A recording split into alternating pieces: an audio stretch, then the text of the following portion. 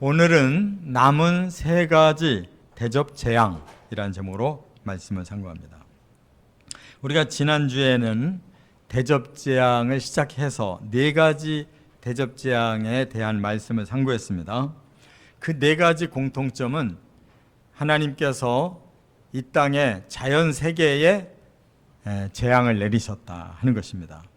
그래서 첫 번째는 땅에 내렸는데 식물계가 다 죽었을 뿐만 아니라 사람들에게도 악하고 독한 종기가 사람들에게 임했다 그랬는데 적그리스도의 사람들이라고 그랬어요. 이 말은 이미 구원받을 성도들은 다 휴거하고 부활하고 휴거했습니다. 14장 15장에서 이제 16장 대접재앙까지 남아있는 사람은 적그리스도에게 속아서 완전히 사탄 편에 선 악한 자들만 남은 거기 때문에 여기에서 악하고 독한 종기가 그들에게 임했다 하는 말은 이제 구원받을 사람은 하나도 없는 겁니다. 두 번째 대접이 바다에 쏟아졌을 때 바다가 죽은 자의 피같이 되었다. 그러니까 바다 전체가 다 오염됐다는 겁니다. 세 번째 대접이 강과 물 근원에 쏟아졌는데 마찬가지로 피가 됐다. 사람들이 마지막으로 먹어야 될 물 이것마저 전부 다 오염됐다 하는 것이고, 그 다음에 네 번째 대접은 하늘에 해에 쏟았다 그랬는데 해가 권세를 받아서 불로 사람들을 태웠다 그랬습니다.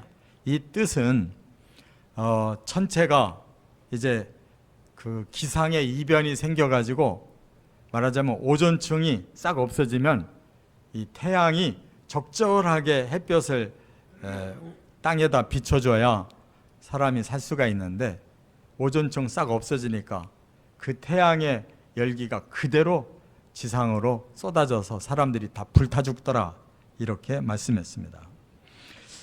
그런데도 불구하고 사람들이 끝까지 하나님 비방하고 회개하지 않고 영광 돌리지 않았다 이렇게 말하는 것은 그들이 사탄에게 완전히 빠져있기 때문에 이 세상을 하나님이 창조하고 또한 악한 범죄를 저지르는 자들에게 이러한 형벌을 내린다고 하는 사실을 그들은 깨닫지 못하는 겁니다. 받아들이지 못하는 거예요. 그래서 오히려 무슨 신이 이렇게 인류를 다 죽이고 멸망시키는 신이 있냐 하면서 거꾸로 하나님이 있다면 이럴 수가 없다라고 원망하고 하나님 욕하더라 그 말이에요. 자, 오늘은 나머지 세 가지 대접 재앙이 이제 남았는데 이 대접 재앙과 나팔 재앙의 순서가 같다고 그랬습니다.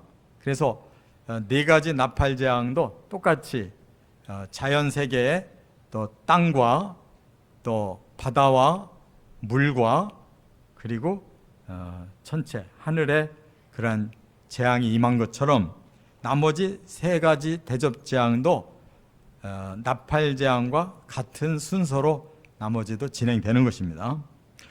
그래서 나팔 재앙과 대접 재앙의 차이가 있다면 나팔 재앙은 과정입니다. 그래서 3분의 1이 파괴되고 죽었다고 그랬는데 대접 재앙은 이제 결말입니다. 그렇기 때문에 모든 것이 다 파괴되고 모든 사람 다 죽었다라고 이렇게 결론의 차이가 있는 거예요.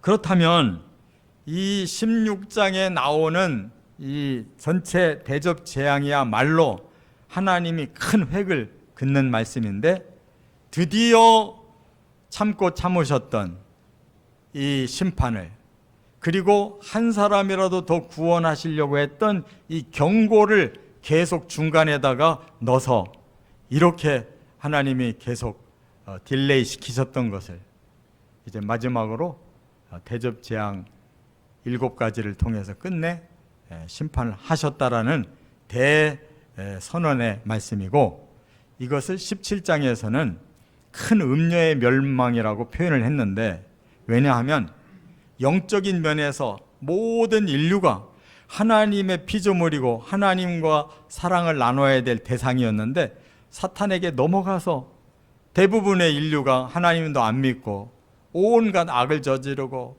부패한 이 세상 문명을 세워놓고 낙원이라고 이렇게 속아서 사는 자들이 결국 하나님을 배신한 음녀다 그 말이에요. 하나님은 참된 남편이 되시려고 했는데 그들은 엉뚱한 사탄에게 붙어가지고 이렇게 큰 음녀짓을 했기 때문에 망한다 하고 말씀한 거고, 18장에 가면 큰 성 바벨론이 망한다고 그랬는데 그것은 바로 창세기 11장에 나오는 니무롯이라는 사람이 홍수 후에 우리가 스스로 높은 탑을 쌓고 하나님 필요 없는 문명 세계를 이루자, 이래서 시작된 그 악한 세상 문명을 하나님이 사람을 위해서 흩어서 오늘날까지 인류가 번성했는데 끝까지 그 악한 마음으로 문명을 일으켜 놓고 마지막에 이렇게 스스로 인류가 서로 전쟁하고 파괴하고 이렇게 하나님의 형벌을 받을 수밖에 없게 된 그것을 큰 성 바벨론의 멸망이다, 이렇게 설명한 거예요. 그리고 이제 19장 20장까지 예수님이 지상에 재림하셔서 다 심판하는 내용이 이제 계시록에 나오게 됩니다. 오늘 이 세 가지 대접 재앙이야말로 이제 직접 사람들에게 떨어지는 가장 무서운 형벌이라는 걸 우리가 깨달아야 돼요. 다섯째 대접 재앙 10절 11절인데 두 절을 한번 먼저 읽겠습니다. 또 다섯째 천사가 그 대접을 짐승의 왕자에 쏟으니 그 나라가 곧 어두워지며 사람들이 아파서 자기 혀를 깨물고 아픈 것과 종기로 말미암아 하나님을 비방하고 그들의 행위를 회개하지 아니하더라. 네. 여기 이 말씀과 이제 앞에서 지나간 다섯째 나팔 재앙의 차이를 한번 볼 필요가 있어요. 나팔 재앙 때는 다섯 번째 어떤 일이 일어났느냐? 하늘에서 큰 불기둥이 떨어지니까 황충이 이 무저갱 속에서 올라오더라고 그랬어요.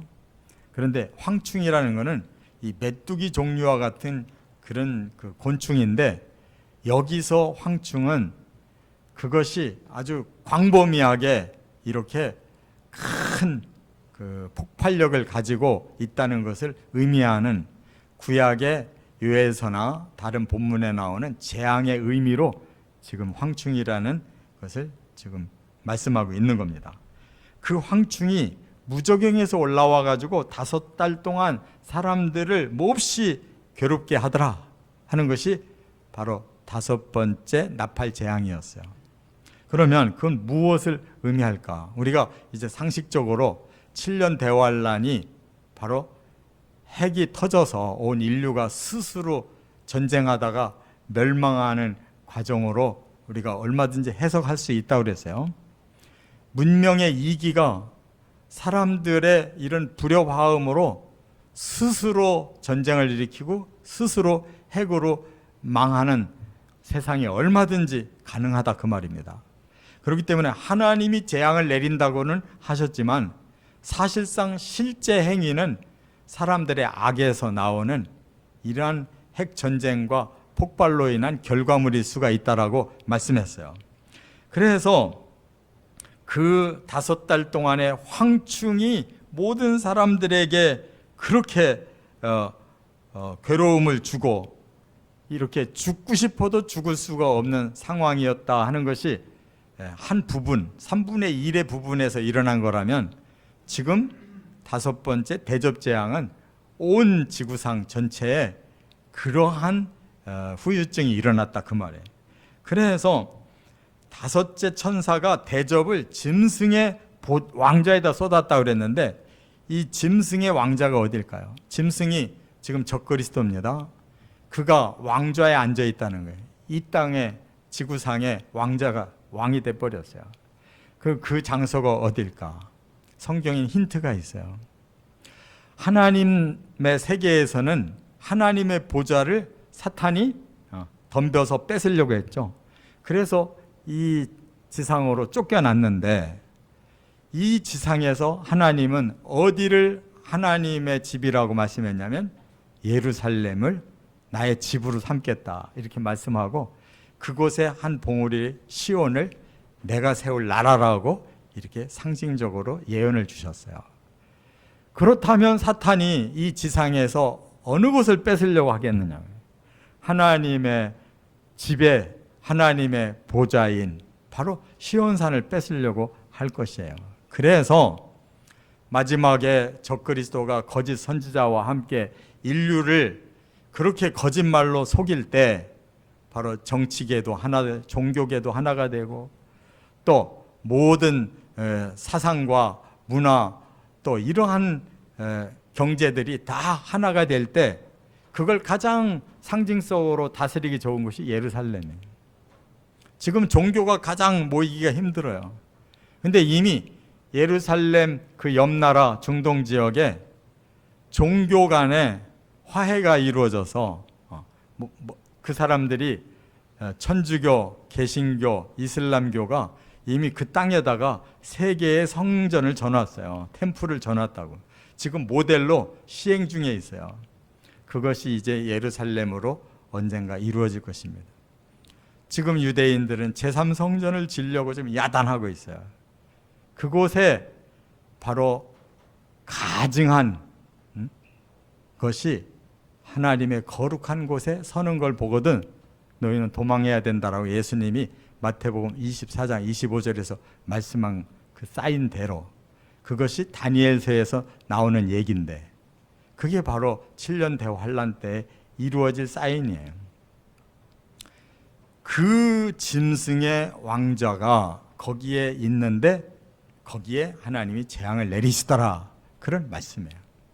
그렇다면 이렇게 재앙이 일어난 것이 뭘까? 서로 핵전쟁을 할 때 그 핵을 어디에다 쏘겠습니까? 바로 적진에다가 쏘려고 할 거예요. 서로 적진에다가 쏘려고 할 거예요.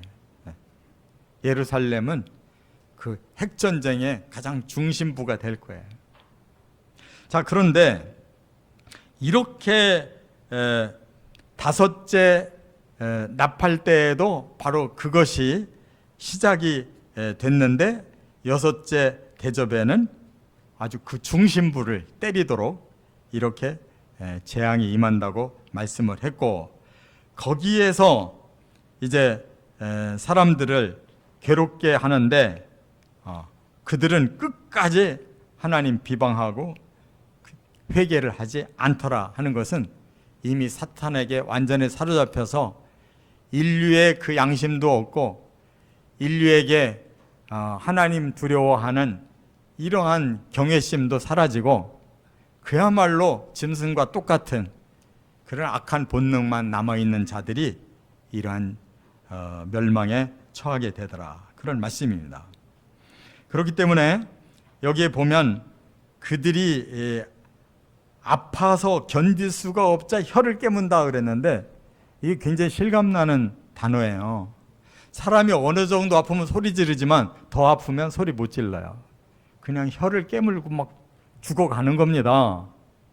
그러한 상황을 여기에서 설명했는데 그때의 이 아프다라고 하는 이 단어는 아포스라는 말이에요. 처절하다. 사람으로서 생각도 해보지 못한 그런 고통이다 이런 뜻이에요. 그 다음에 아픈 것과 종기로 하나님 비방하고 회개치 않았다.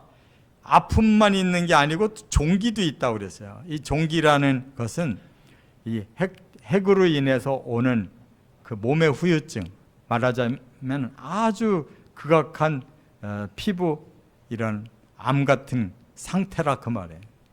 그래서 이 고통이 이중으로 임하는데 뒤에 또 아픔과 종기라고 하니 이 아픔이라는 단어가 바뀌었어요. 아포스에서 포노스로 바뀌었어요. 이 포노스라는 말은 고통에 완전히 찌들은 상태를 말하는 거예요. 이제 최악의 상태로 갈 때까지 갔다 그 말이에요.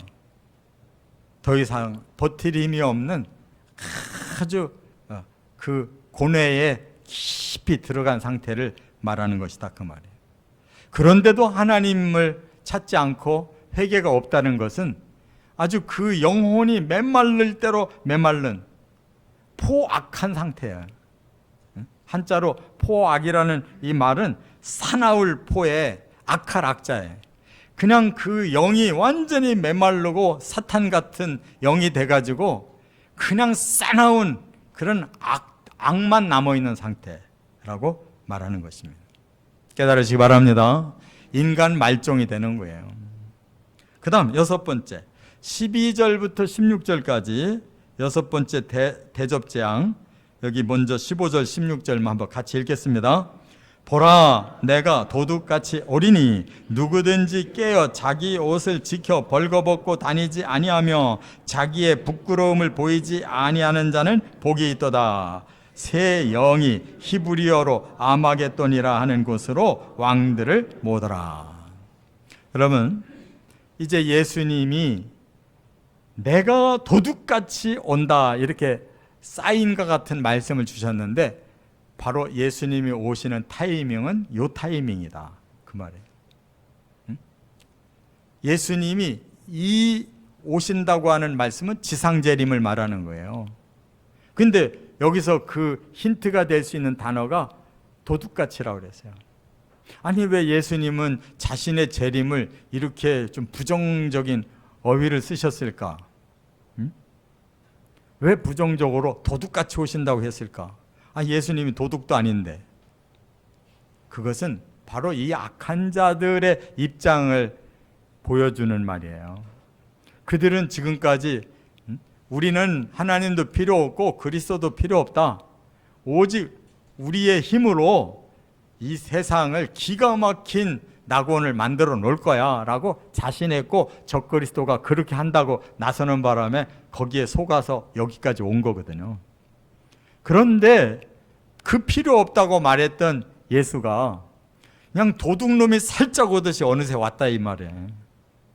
그들의 생각으로 볼 때는 정말로 오면 안 될, 정말 보고 싶지 않은 예수가 드디어 한순간에 닥쳤다. 그런 말이에요. 그래서 그들이 지금 여섯째 대접 때 어떤 일을 하느냐면 아마겟돈이라고 하는 곳으로 군대를 모으는데 유브라데 강이 이제 물이 다 없어져서 많은 군대를 다 끌어 모아서 지금 무기토까지 군대를 끌어내려서 소집해놨다 이런 뜻이에요. 그러면 성지순례 가본 분들은 무기토가 어딘가를 대충 아는데 이 나사렛이 있잖아요. 상부에 나사렛이 있어요. 갈릴리. 그 밑쪽에 해변 쪽으로 보면 갈멜산이라는 게 있어요. 거기에서 누가 엘리야가 그 아세라 또 바알 제사장들 850명을 여호와의 불 제단이 임함으로써 때려잡은 곳이에요. 그런데 거기에서 산을 내려오면 그때부터 평야가 시작되거든요. 평야의 한쪽 시작 부분에 무깃도라고 하는 요새가 있어요. 전쟁 요새. 거기가 높은 지역이기 때문에 바로 적을 빨리 보고 빨리 칠 수 있는 그 무깃도라는 곳이 바로 아마겟돈이에요. 그걸 히브리어를 헬라어로 이렇게 변형해서 부르는 거예요. 하르 무깃도. 무깃도 산에 그 유브라데 강에서 많은 군대가 내려와서 거기에 진친다. 이런 뜻이에요. 그 왜 거기까지 와서 진을 치게 할까? 바로 자기들의 본부를 탈환해야 되겠다는, 예루살렘을 탈환해야 되겠다는 거예요. 왜? 예수가 거기에 재림하셔서 자기 성전으로 들어가실 거기 때문에 우리가 그 예수를 막아서고 우리가 탈환해야 된다라는 말이라 그 말이에요. 그런데 어떻게 예수님이 거기에 오실까? 우리는 의문이 되잖아요. 아직 적그리스도가 끝장나지 않았는데. 그런데 스가랴서 14장에 뭐라고 말씀했냐면 예수님이 감람산으로 메시아가 내려오신다는 거예요. 그것도 맞는 것이 사도행전 1장에 보시면 예수님이 어디서 승천하셔요? 감람산에서 승천하셔요. 그때 많은 제자들이 쳐다보니까 한참 쳐다보니까 구름 위로 올라가셔서 안 보인 거예요. 그것처럼 그대로 내려오실 것이라고 그랬어요. 스가랴서에는 그 메시아가 감람산으로 내려오셔서 성전으로 들어갈 때 지진이 일어나가지고 그 앞에 기드론 골짜기, 흰놈의 골짜기가 전부 메꿔져서 대로가 열려서 메시아가 그 성전으로 들어갈 것이다. 이런 예언이 있단 말이에요. 그렇게 예수님은 오실 거예요. 그런데 사탄은 다 알고 있어요. 영적인 존재이기 때문에 마지막에는 메시아가 오셔서 우리를 심판할 거라는 걸 알고 있어요.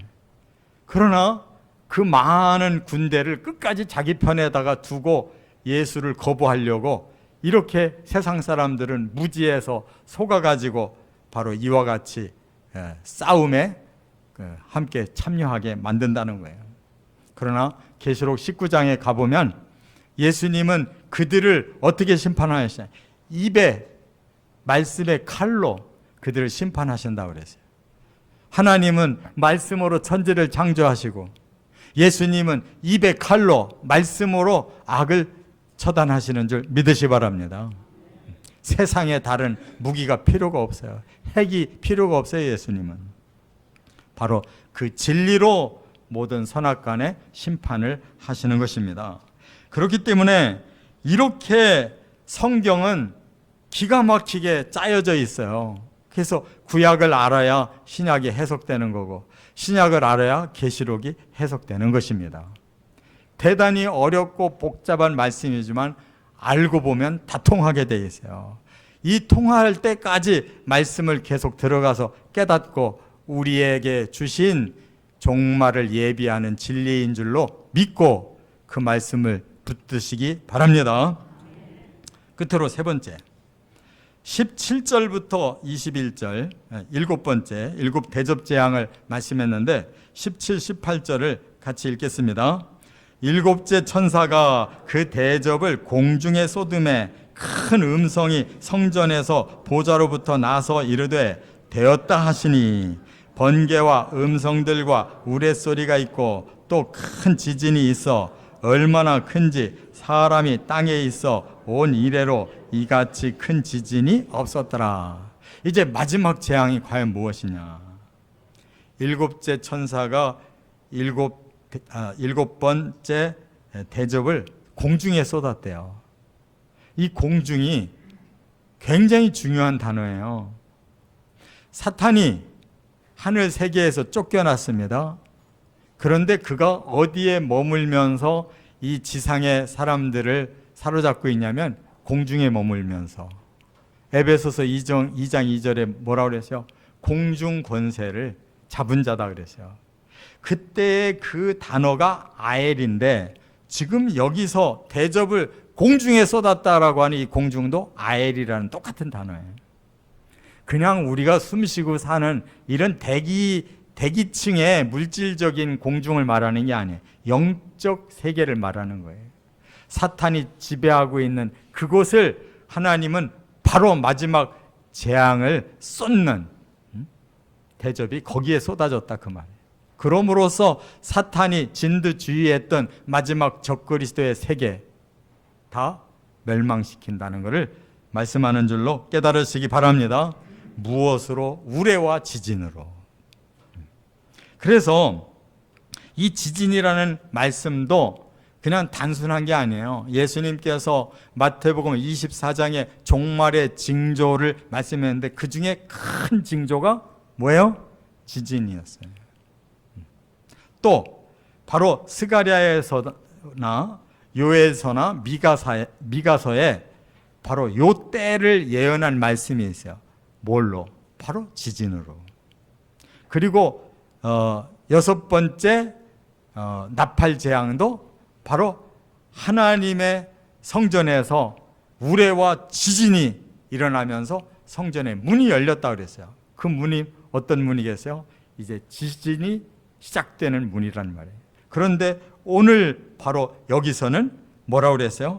공중에 쏟으니까 성전 보좌로부터 하나님께서 번개와 음성과 우레소리가 들리고 큰 지진이 거기서부터 하나님이 명령하셔서 이 같은 지진이 전후에 없었다 그랬어요. 그러니까 마지막 큰 성 바벨론을 무너뜨릴 그런 대지진이다 하는 걸 깨달으시기 바랍니다. 그렇기 때문에 되었다라고 하나님의 그 성전에서 선포가 나왔어요. 되었다라는 말은 뭐예요? 이제는 심판이 완료됐다, 그런 뜻이에요. 그래서 예수님께서 인을 떼실 때에도 요한계시록 6장에 6번째 인을 떼니까 바로 요거와 똑같은 내용이 거기서도 일어나고 있어요. 그래서 우리가 요한계시록을 풀 때 인의 재앙, 나팔 재앙, 대접 재앙이 큰 하나의 그 재앙이에요. 그것을 인으로 나누고 또 끝부분을 나팔로 나누고 또 마지막 클라이막스를 대접으로 나누어서 전체를 설명하는 거예요. 그러니까 끝으로 가면 마지막은 지진의 대재앙이다 그 말이에요. 말씀이 딱딱딱딱 떨어지게 돼 있다 그 말이에요. 이 지상이 앞으로 뭘로 망할 거냐? 대지진으로 망하는 거예요. 그건 하나님이 흔드셔야 되는 거예요. 할렐루야. 우리가 뭐 지진 나는 게 뭐 좋아서 기뻐서 이 말씀 하는 게 아니라 그만큼 이 세상의 인류가 악하기 때문에 하나님이 주신 아름다운 세계가 다 파괴되고 그 속에서 사람들마저 완전히 멸망을 당할 수밖에 없는 무서운 심판이라는 것을 깨닫게 하시는 말씀인 줄 믿으시기 바랍니다. 사람이 얼마나 악하면 창조하신 하나님이 그것을 다 파괴하시고 그 벌을 받게 하시냐 이 말이에요. 그런데 그 벌이 그것으로 끝나는 게 아니라는 거예요. 그래서 아까는 17장 18장에 큰 음녀의 멸망, 큰 바벨론 성의 멸망으로만 말씀을 끝냈지만 실제로 더 남은 건 19장 20장에서 일어나잖아요. 19장에 예수님이 재림하셔서 바로 적그리스도와 거짓 선지자부터 때려잡는 거예요. 그들이 지옥 1호로 들어가는 거예요.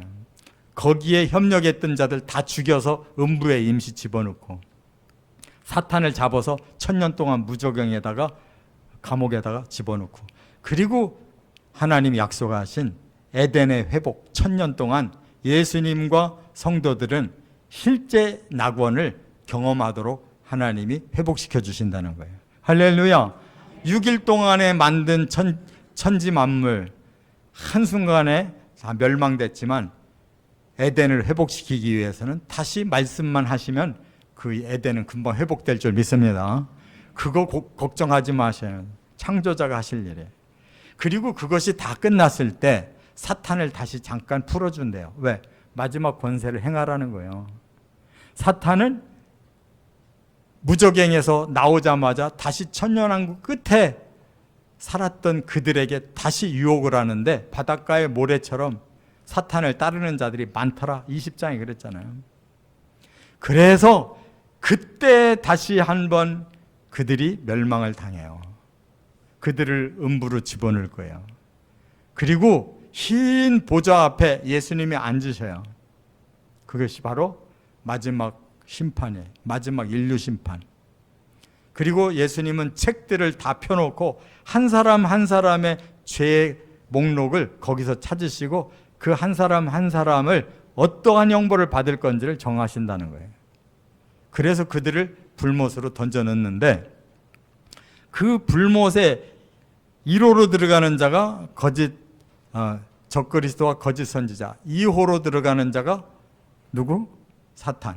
3호로 들어가는 자가 바로 백보좌 심판에서 잠깐 부활시켜가지고 영혼 몸을 영원히 형벌받게 해서 책들에 의해 그대로 영원히 지옥에 가는 것들이 제3호란 말이에요.